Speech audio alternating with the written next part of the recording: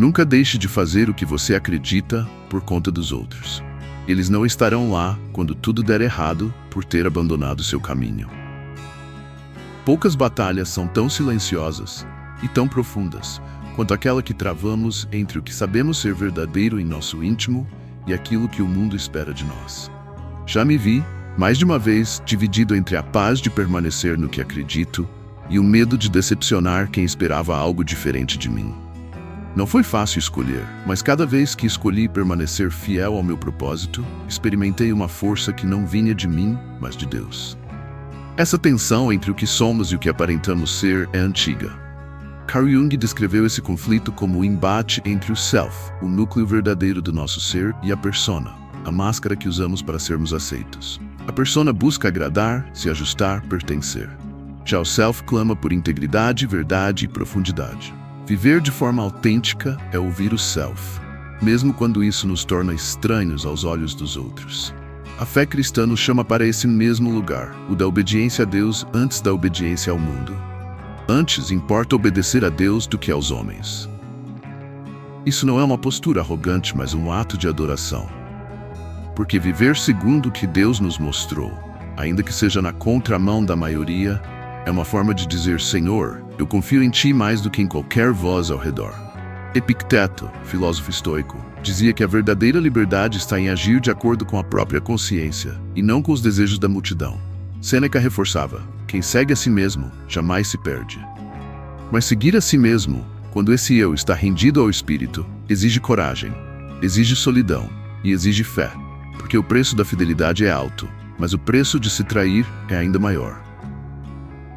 É fácil tomar decisões baseado na aprovação das pessoas quando tudo vai bem. Difícil é perceber que quando as consequências chegam, a mesma multidão que aplaudiu seu desvio vira as costas. Foi assim com Jesus. No domingo cantaram Hosana. Na sexta-feira gritaram Crucifica-o. Esse é o risco de viver para agradar. A multidão muda. A verdade não. Se você abdicar de permanecer fiel ao seu propósito por causa da expectativa alheia, corre o risco de colher fracasso duplo. O externo pela escolha errada e o interno por ter traído sua própria consciência. E quando esse vazio chega, ninguém, absolutamente ninguém, poderá sustentá-lo. A Bíblia é clara.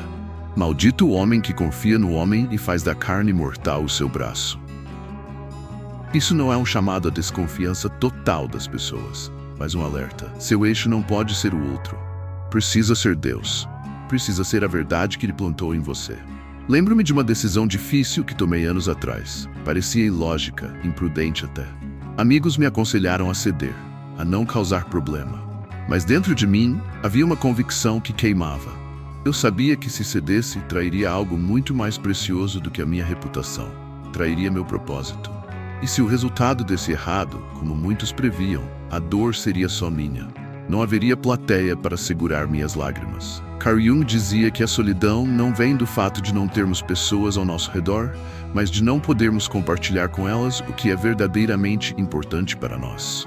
Essa é a solidão de quem sabe o que deve fazer e sabe que poucos compreenderão. Epicteto nos lembra que os outros podem nos abandonar, mas se você se abandonar, está perdido de verdade. E Sêneca completa: aquele que teme a opinião alheia já entregou sua liberdade. No dia da queda, quem te empurrou não estará lá para te amparar.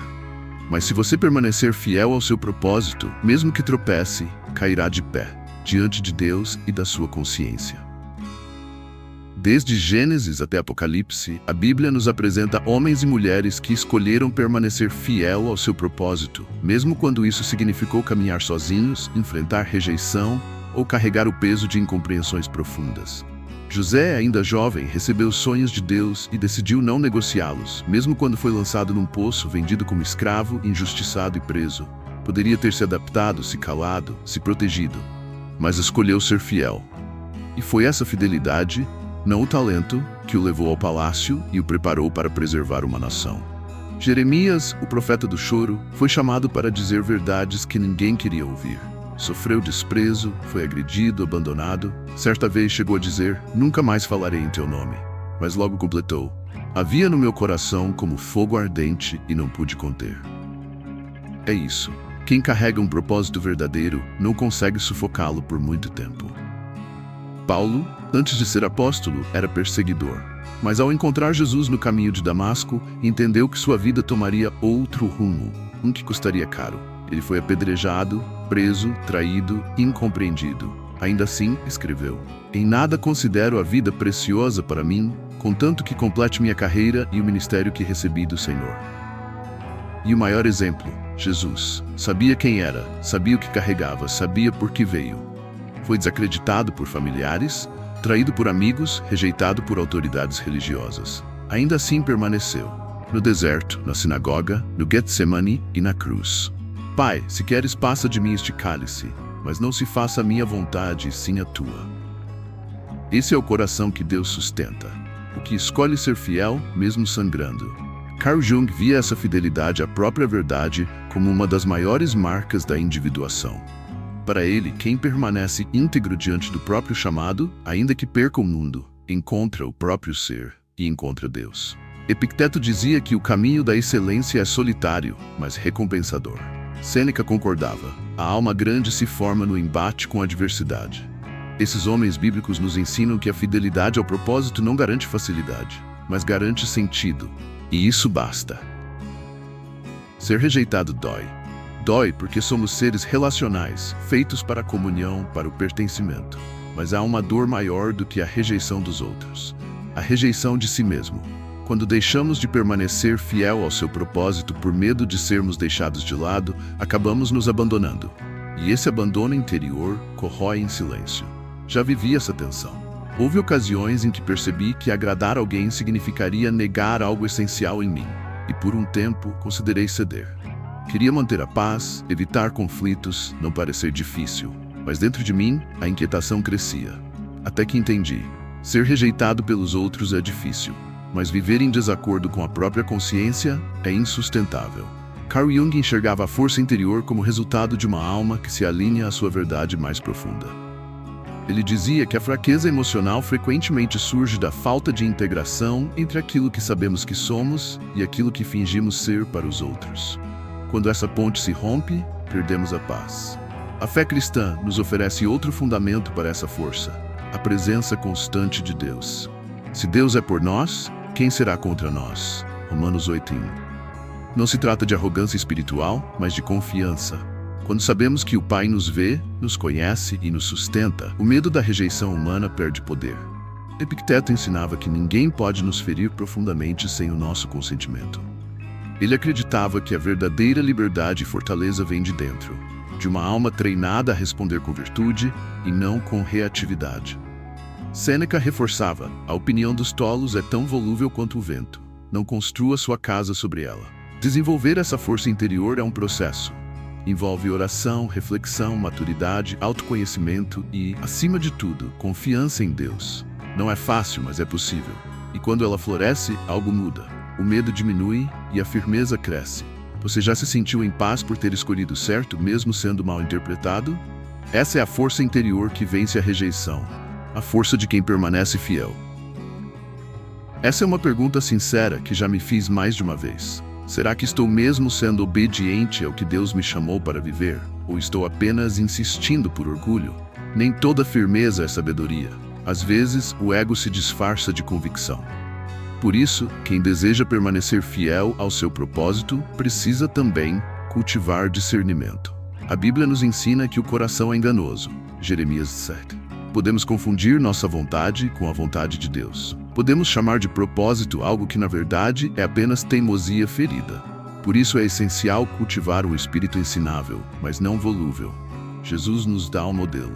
Ele orava antes de cada decisão importante. Buscava o Pai, escutava, discernia. No Getsemane, mesmo sabendo de seu propósito, orou 3 vezes antes de seguir. Não seja feita a minha vontade, mas a tua. Fidelidade não é rigidez, é escuta ativa, é obediência dinâmica. Carl Jung via o ego como um filtro que precisa ser educado, confrontado e colocado em seu lugar. Para ele, somente quem se conhece profundamente, com humildade, pode distinguir entre fidelidade verdadeira e defesa de imagem. Epicteto dizia: o que é bom deve resistir ao questionamento. O que é vaidade se dissolve quando interrogado. Sêneca aconselhava o exame constante das motivações. Faça de si mesmo seu tribunal. Se absolver sua alma diante da razão, siga em frente. E como saber na prática? Aqui estão alguns critérios que me ajudam. O que estou defendendo glorifica a Deus ou a mim mesmo? Tenho orado com sinceridade, disposto a ouvir um não? Busquei conselhos de pessoas maduras espiritualmente? Estou em paz ou apenas tentando provar um ponto? Se ninguém me aplaudir por isso, ainda assim continuarei? Discernir exige pausa. E quem permanece fiel com sabedoria sabe que o silêncio de Deus, às vezes, é um convite à escuta mais profunda. Fidelidade não é cegar-se. É andar com os olhos fixos no céu, os pés firmes no chão e o coração aberto à correção. Permanecer sim, mas com direção. Não é fácil esperar, e mais difícil ainda é permanecer firme sem ver resultados imediatos. Mas há frutos que não crescem em qualquer solo. Eles exigem fidelidade, constância, raiz profunda. E quem escolhe permanecer fiel ao seu propósito, mesmo sem aplauso, colhe algo que não pode ser comprado: paz interior e fruto que permanece. A Bíblia fala sobre isso em várias passagens. Os que com lágrimas semeiam, com júbilo colherão. Salmos 126:5. Não é uma promessa de colheita rápida, mas certa. Deus honra quem o honra. E honra muitas vezes significa permanecer quando todos já foram embora. Lembro de pessoas que me impactaram profundamente, não por suas palavras, mas por sua firmeza silenciosa. Gente que decidiu permanecer mesmo quando não fazia sentido. Pais que continuaram fiéis ao casamento, professores que não desistiram de alunos difíceis, crentes que serviram sem reconhecimento. O fruto da fidelidade deles floresceu em mim, e hoje sou grato por cada um. Carl Jung via a constância como um sinal de maturidade espiritual. Para ele, a alma precisa de estabilidade para crescer. Emoções passageiras são como vento, mas a fidelidade é como raiz, e é só com raiz que a árvore frutifica. Epicteto dizia: o bem cresce em silêncio. A árvore mais forte é a que resistiu a muitas tempestades. Sêneca completava: o valor das coisas está no esforço com que foram mantidas. A fidelidade nesse contexto é esforço sagrado, o tipo de esforço que revela caráter e produz legado. Ficar quando seria mais fácil fugir, continuar quando o entusiasmo acabou, orar quando a resposta não veio. Esses são atos que Deus vê. E é nesse solo firme que Ele planta colheitas que impactam gerações. Se você está cansado, mas continua. Saiba que Deus não é injusto para se esquecer da sua obra. Hebreus 6:10. Sua permanência é semente, e cada gota de suor fiel será um dia chuva de frutos. Muitas vezes, quando escolhemos permanecer fiel ao seu propósito, somos vistos como inflexíveis, duros, até mesmo orgulhosos. Mas há uma grande diferença entre teimosia e adoração. A teimosia defende o ego. A adoração sustenta a fidelidade. Já me senti tentado a desistir do caminho que acreditava ser o certo. E quando não desisti, enfrentei olhares críticos e palavras atravessadas. Por que você não muda? Não vale a pena tanto sacrifício. Ninguém mais faz isso. Nessas horas precisei lembrar: eu não permaneço por orgulho, permaneço por amor. Amor a Deus, amor à verdade, amor ao chamado que Ele colocou em mim. A Bíblia mostra isso com clareza em Neemias. Quando tentaram distraí-lo da reconstrução dos muros, ele respondeu: estou fazendo uma grande obra e não posso descer.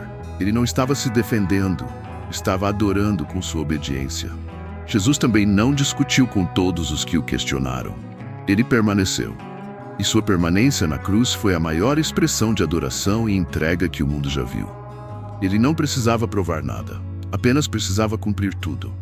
Carl Jung afirmava que a integridade é um sinal de alma unificada. Quando a alma está inteira, ela não se curva ao que é falso.